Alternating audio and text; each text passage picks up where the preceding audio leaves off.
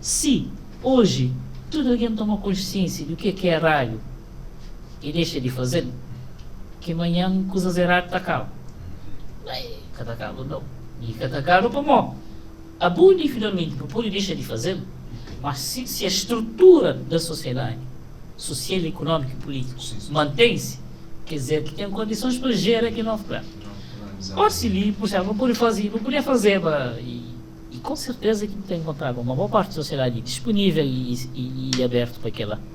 Vou fazer o que se passa, por exemplo, na El Salvador.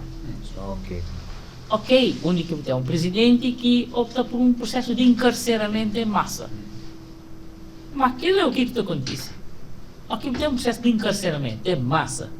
Você pega aquele que é criminoso, aquele que é cair, aquele que estava no lugar errado, na hora errado, aquele que ele até leva se vira normal, mas só pela maneira que está viste, maneira que está aparenta, por outro lado classificando.